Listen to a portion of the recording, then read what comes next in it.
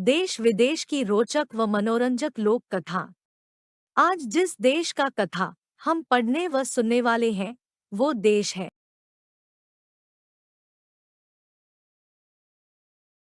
मददगार। 12 महीने।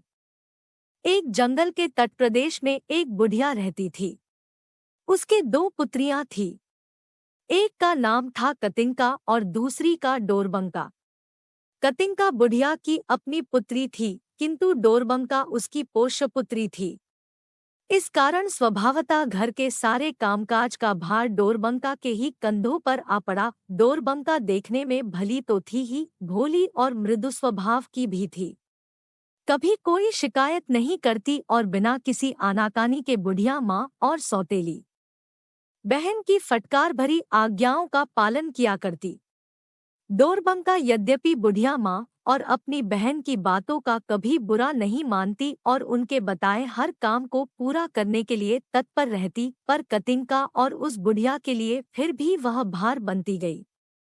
दोनों उस पर तरह-तरह के ताने बाने कसती और दुरदुराया करती। देखो न, खाना कितना खाती है। बुढ़िया चिल्लाती, हम लोगों के पास इतना पैसा कहाँ है कि हम इसका ढोल जैसा पेट रोज भरा करें।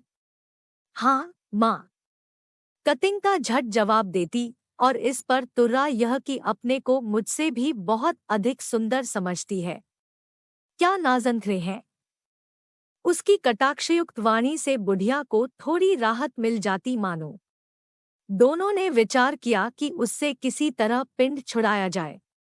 दोनों ही इस बात पर कमर कसकर तुल गईं और डोरबंका को घर से निकालने के लिए कोई बहाना ढूंढने लगी। एक दिन जब कड़ाके की सर्दी पड़ रही थी और बर्फीली हवा साय साय करती बह रही थी, कतिंका डोरबंका के पास गई और उससे बोली, मुझे बनफशा के कुछ फूल चाहिए। मेरे हृदय में इसके लिए बड़ी बेचैनी है। जंगल में चली जाओ और थोड़े से फूल मेरे लिए तोड़ लाओ।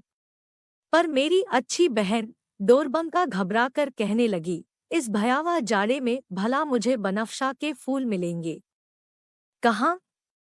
तुम देखती ही हो, जंगल बिल्कुल उजाड़ सा पड़ा है। पेड़ों पर एक पत्ता भी नहीं उग रहा और तुम मुझे बनफशा के फूल लाने को कहती हो। मुझे इसकी कोई परवाह नहीं, कतिंका ने चिल्लाकर जवाब दिया। क्रोध से वह तिलमिला उठी, मुझे फूल चाहिए और हर हालत में चाहिए। तुम जाओ और बहस न करो। बिना फूल लिए इस घर में वापस आने की जुर्रत न करना। हाँ, भीतर से गुड़गुड़ी पीते हुए बुढ़िया बोली, कतिंका के लिए बनफशा के फूल तोड़ ले आओ और बिना लिए मत लौटना। बेचारी डोरबंका क्या करती। रोती बिलखती वह जंगल में घुसी और बनफशा के फूलों की तलाश करने लगी। पर फूल मिले भी तो कड़ाके की सर्दी थी। उसके हाथ पांव ठिठुर रहे थे और दांत कटकट कर रहे थे। फूलों की व्यर्थ तलाश में वह बढ़ती ही चली जा रही थी। इतने में कुछ दूर आगे उसने देखा, आग की लपटें निकल रही थी और आग के चारों तरफ 1 दर्जन आदमी बैठे हुए हाथ पैर ताप रहे थे। उन आदमियों की शक्ल सूरत भोंडी थी। डरती घबराती वह किसी तरह उनके पास पहुंची। डोरबंका ने कांपते स्वर में कहा, आप लोग मुझ पर थोड़ी दया करेंगी। सर्दी से मैं बड़ी ठिठुर गई हूँ। मुझे आग तापने देंगे, बड़ी कृपा होगी आपकी। एक बूढ़ा आदमी, जिसकी उजली उजली दाढ़ी बड़ी भली प्रतीत हो रही थी, उठा और अपनी चादर छोड़ता हुआ बोला, आओ बेटी, इधर आओ। उसके स्वर में दया का भाव था। उसने बड़े स्नेह से कहा, लो, मेरे पास बैठ जाओ। मैं जनवरी हूँ। तुम कौन हो, कहाँ से आई हो और इस समय यहाँ क्या कर रही हो। दया और स्नेह भरे ये शब्द सुनकर डोरबंका अपने को थाम न सकी और फूट पड़ी। बाबा, मेरी माँ और सौतेली बहन ने मुझे जंगल से अपने लिए बनफशा के फूल तोड़ लाने को भेजा है और कहा है कि जब तक फूल न मिले, मैं घर लौटकर नहीं आऊं। ऐसे मौसम में भला मैं कहाँ से ये फूल ला सकती हूँ। आह! जनवरी की नीली नीली आंखें एक बार चमक उठीं, मैं तुम्हारी मदद करूंगा, बेटी। भाई मार्च, मैं समझता हूँ यह काम तुम्हारे वश का है। उसने पास बैठे हरी चादर ओढ़े हुए अपने युवक मित्र की ओर घूमकर कहा। हरी चादर क्या थी, मानो हरी हरी घास का एक सुंदर सुहाना आवरण ही था, और उस युवक की मुखाकृति भी बड़ी भव्य थी। बूढ़े जनवरी का आदेश सुनकर भाई मार्च उठा और सिर हिलाकर, हाथ फैलाकर उसने स्वीकारात्मक उत्तर दिया। और लो, देखो, सारा पवन बनफशा की सुगंध से भर उठा, वातावरण सुरभिमय हो उठा, और जहां देखो वहीं फूलों के झुंड खिल उठे। जाओ बेटी, फूल तोड़ लो। बूढ़े बाबा ने डोरबंका को प्रोत्साहित करते हुए कहा, और खुशी खुशी अपने घर लौट जाओ, डोरबंका की खुशी का क्या पूछना। उसने फूल बटोरकर अपने आंचल में भर लिए। फिर दौड़ती हुई अपनी माँ और सौतेली बहन की ओर भागी। उसे घर आते देखकर उसकी माँ और कतिंका दोनों बड़ी चकित हुई और आपस में कानाफूसी करने लगी। अरे अरे, इसे फूल कहाँ से मिल गए? अब क्या होगा? अब हम लोगों को कोई दूसरा उपाय ढूंढना होगा। उसे अब कोई अधिक कठिन काम बताना होगा। कुछ ही दिन बीते थे कि कतिंका डोरबंका के पास आकर रुक्ष स्वर में बोली, मुझे बेर चाहिए, नहीं तो मैं मर जाऊंगी, अपनी जान दे दूंगी। जाओ और मेरे लिए जंगल से एक टोकरी भरकर अच्छे बेर ले आओ। उसने आदेश दिया, और हाँ, देखो, बिना बेर लिए कभी न लौटना। डोरबंका का हृदय तो यह सुनकर धक से रह गया। भला इस जाड़े में मैं बेर कहाँ पाऊंगी? यह कहती हुई वह जंगल की ओर चल पड़ी। बेरों की खोज में वह इधर से उधर भटकती रही।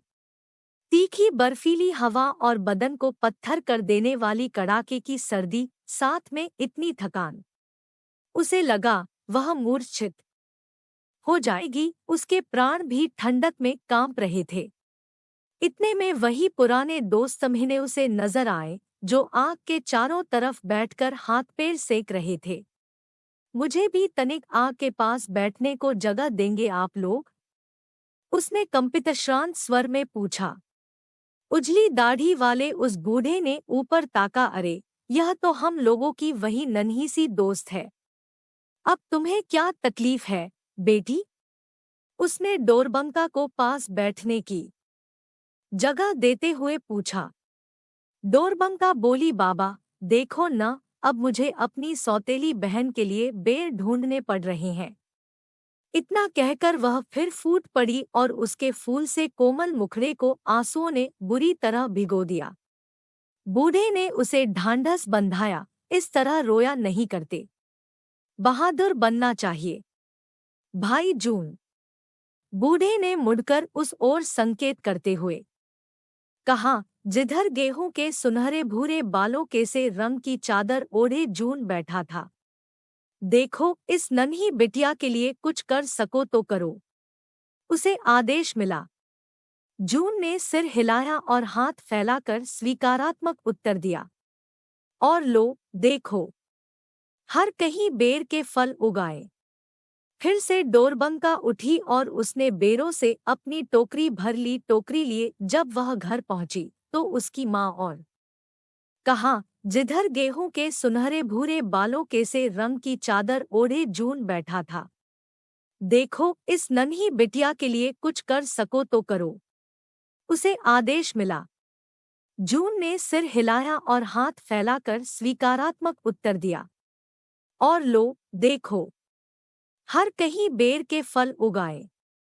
फिर से डोरबंका उठी और उसने बेरों से अपनी टोकरी भर ली। टोकरी लिए जब वह घर पहुंची तो उसकी माँ और इस तरह डोरबंका को फिर जंगल की धूल छानने के लिए निकल जाना पड़ा। अंत में वह थककर भूखी प्यासी एक जगह बैठ गई और चिल्ला चिल्लाकर रोने लग गई। वह बिल्कुल निराश, हतप्रभ और निहस्पंदसी हो गई थी। पर वहीं उसके वे पुराने मददगार दोस्त महीनिया पहुंचे। उससे पूछताछ की और सारी बातें सुनकर बूढ़े जनवरी ने मुस्काते हुए कहा, अच्छा, तो अब सेब चाहिए। भाई सितंबर। बूढ़े ने पके अंगूरे के रंग की चादर लपेटे हुए अपने दोस्त को बुलाया, इधर सुनो और अपना कर्तव्य पूरा करो। सितंबर ने सिर हिलाते हुए हाथ फैलाए और लो, देखो, एक पेड़ वहीं उग गया, जिसमें सुंदर सुंदर मधुर स्वादिष्ट सेब सैकड़ों की संख्या में लटक रहे थे। उसने डोरबंका से कहा, एक ही बार इसे हिलाना और जो फल गिर जाएं, उठा ले जाओ। डोरबंका ने पेड़ को धीरे धीरे हिलाया और 2 सेब नीचे गिरे। उन दोनों सेबों को उठाकर वह आनंद और संतोषपूर्वक घर चली गई। तीसरी बार भी डोरबंका को सफलता के साथ लौटते हुए देखकर कतिंका और उसकी माँ की क्रोधाग्नि प्रज्वलित हो उठी और वे आपे से बाहर हो गई। बस केवल 2 सेब?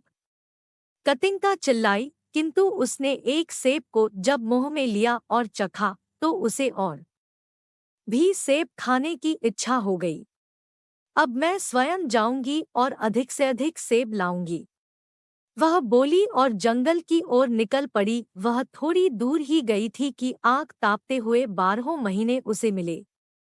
एक तरफ खिसक जाओ, रूखे स्वर में बोलती हुई उनके बीच से घुसकर वह स्वयं आग के सामने चली गई और आग तापने लग गई। क्या बात है, किस लिए यहाँ आई हो तुम? उजली दाढ़ी वाले बूढ़े बाबा ने उससे पूछा। इससे तुम्हें क्या मतलब? रूखे स्वर में कतिंका ने उत्तर दिया और आग तापती रही। उसे क्या पता कि यही बूढ़ा उसे सेब दे सकता है। इस पर बूढ़े जनवरी ने अपनी बर्फीली सफेद चादर फैला दी और एक बर्फीली आंधी बही। कतिंका उस आंधी में ऐसी खो गई कि फिर किसी ने उसका नामो निशान तक नहीं पाया। यह घोर प्रचंड आंधी उठती देखकर बुढ़िया अपनी प्यारी बेटी को ढूंढने के लिए निकली और वह भी उसी आंधी में खो गई। डोरबंका अब उस कुटिया में अकेली थी, पर शांति से रह रही थी। वह आनंदपूर्वक घर के कामकाज करती, कंदमूल फल फूल पर वह जीवन व्यतीत कर रही थी कि एक दिन एक राजकुमार ने उसी रास्ते से गुजरते हुए उसे देख लिया। चांद से सुहाने मुखड़े ने उसे मंत्रमुग्ध कर दिया। डोरबंका को वह अपनी दुल्हन बनाने अपने राजमहल में ले गया। धूमधाम से विवाह हुआ और डोरबंका रानी बन गई। दोनों पति पत्नी सुखपूर्वक रहने लगे।